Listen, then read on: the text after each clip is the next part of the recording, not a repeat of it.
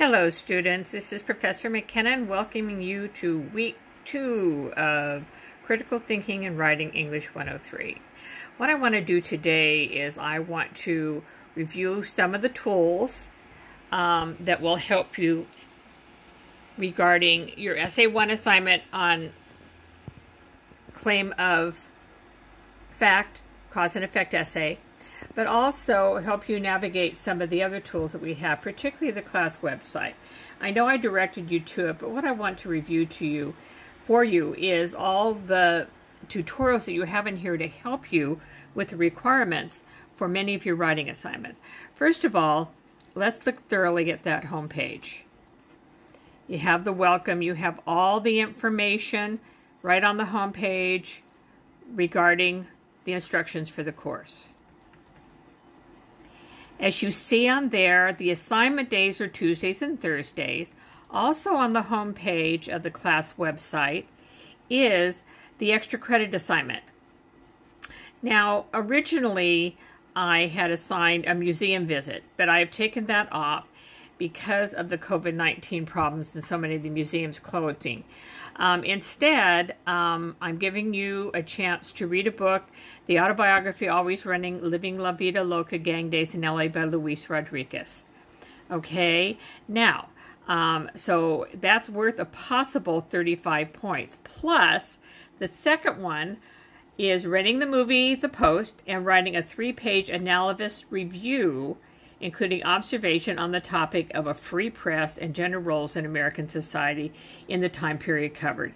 A lot of you aren't familiar with this, but because of so much of the attacks on a free press nowadays, I think you're going to find it very relevant. This goes back to the Nixon era, but I think you could see with so many of the problems that we're having with the attacks on our free press and such, you'll find the movie interesting, and you'll see it in different light.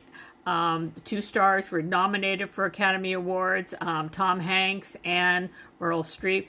Excellent, excellent movie. Now, getting back to the extra credit assignment, you'll notice it says, answer the study guide questions in paragraph format. Okay, let's go over here to the toolbar.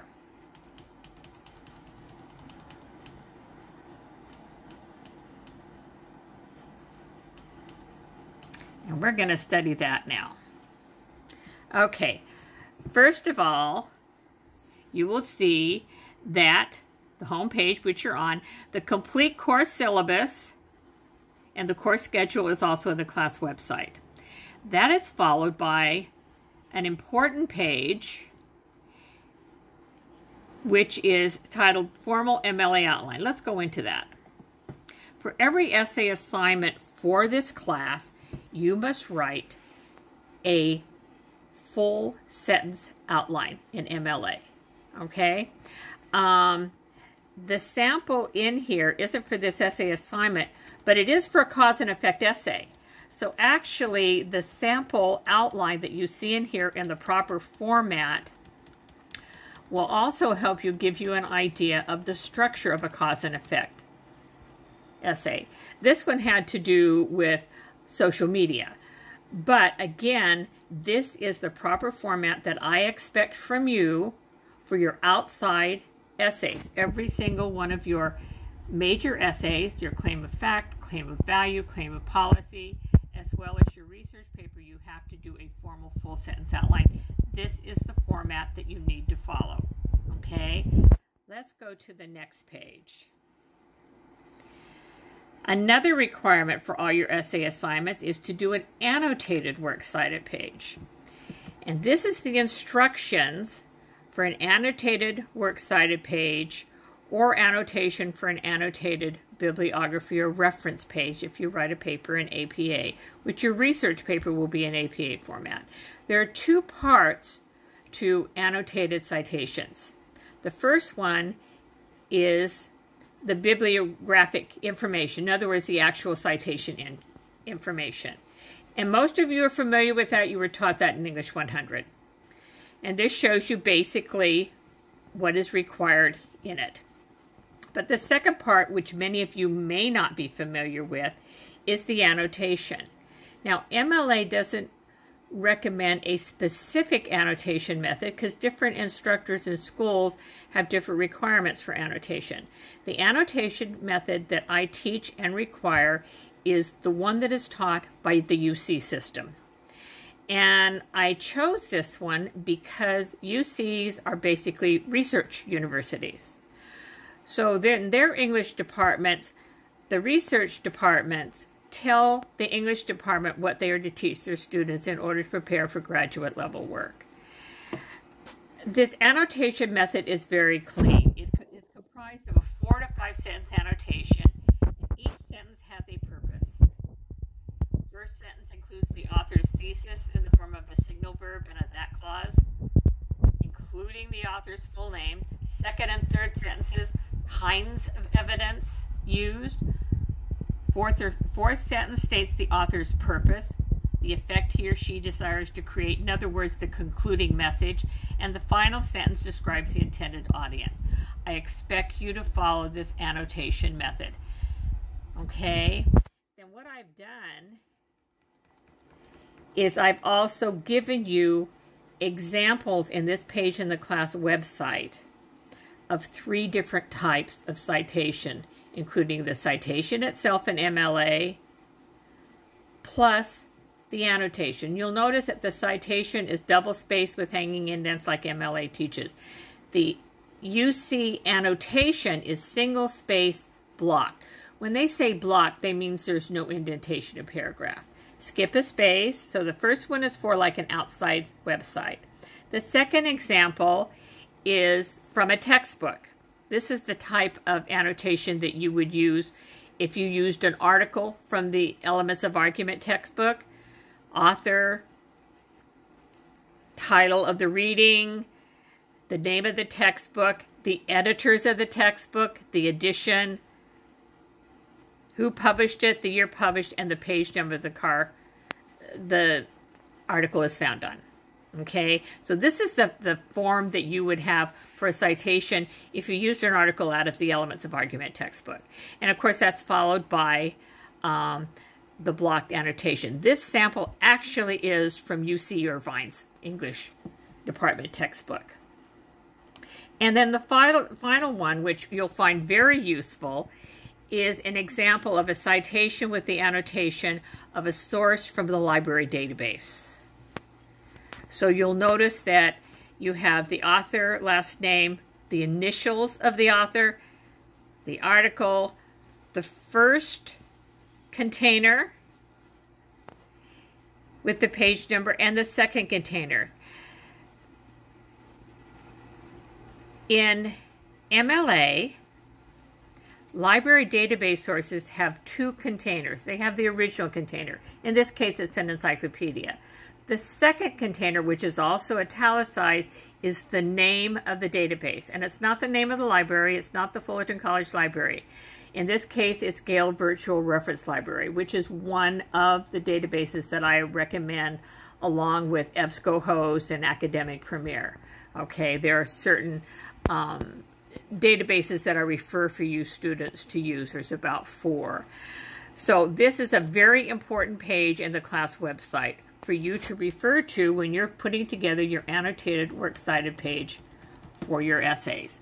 Okay, let's see what else we have here. Right here is a page that I put together, which actually it states the differences between AP and MLA formatting. I have a lot of students who actually whose majors are in the sciences get confused because in the sciences, whether it be social or physical sciences, all your papers are done in APA format. So this kind of gives you a 1-page sheet to show you those differences. Okay, next.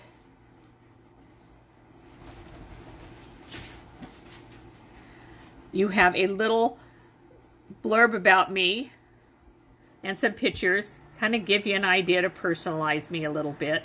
Pictures of my kids and grandkids, my dogs. I was a AKC Breeder of Merit of Cocker Spaniels, my grandchildren and such. So a little, since you can't see me in the classroom, at least you can have a little personalization. Now here on the extra credit appointment, here's the study guide questions for Always Running. So this is the questions that you would answer in paragraph form for the extra credit assignment.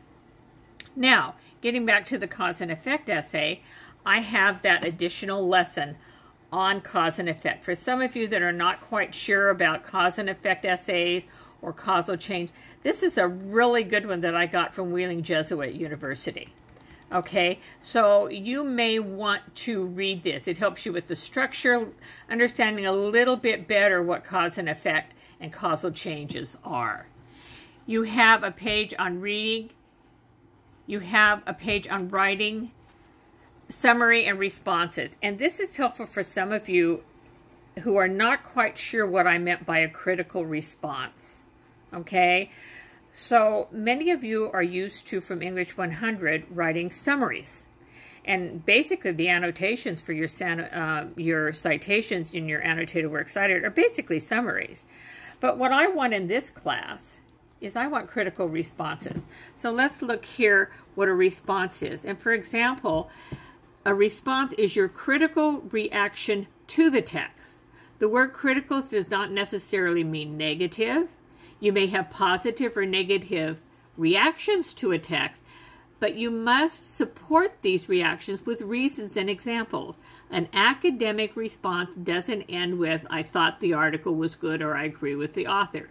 Instead, a well-developed response describes why you like the article or why you agree with the author.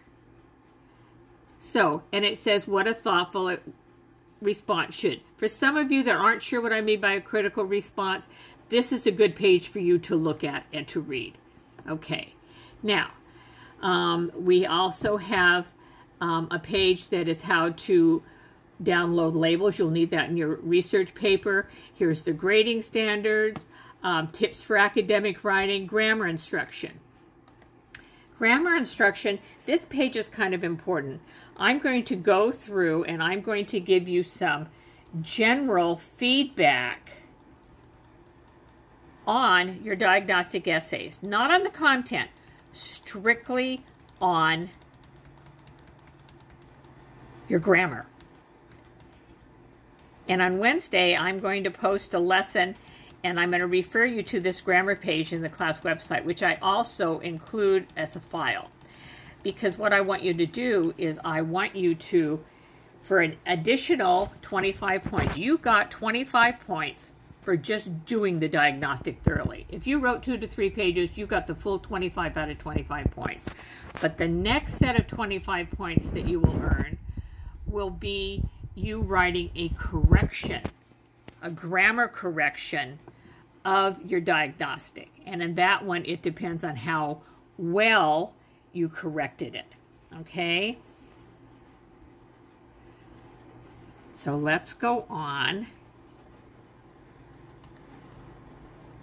There's a very good, for some of you that have problems with sentence structure, there's a very good page on sentence structure, writing about literature, which you don't need for this particular class.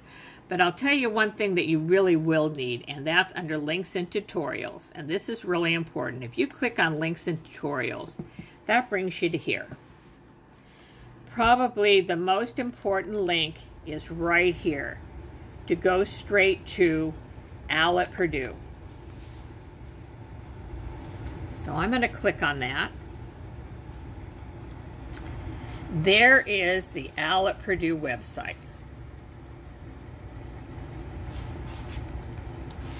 And the section that you want to look at is under most popular resources. First of all, for your 3 initial claim of fact, of value, and policy in MLA format, I want you to go and I want you to study the MLA Formatting and Style Guide right there. Okay? Now, in the course schedule, when I tell you to go to the vidcast, this is what I mean. If you click on that, this will bring you here. And right here, you will see the MLA vidcast series.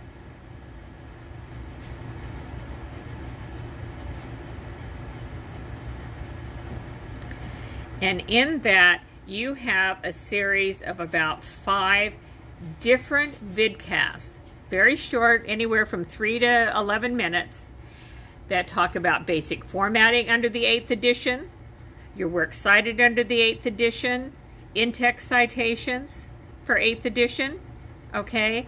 I want you to watch them because you will be having an MLA quiz in a week or two. And all of my teaching of MLA I get straight from the online writing lab at Purdue University, which is probably the best source for college students throughout the United States on formatting. So I suggest highly to study these VidCads and to read them. It'll help differentiate the new language that they use as far as sources, what a container is, and such. Okay, so let's go back.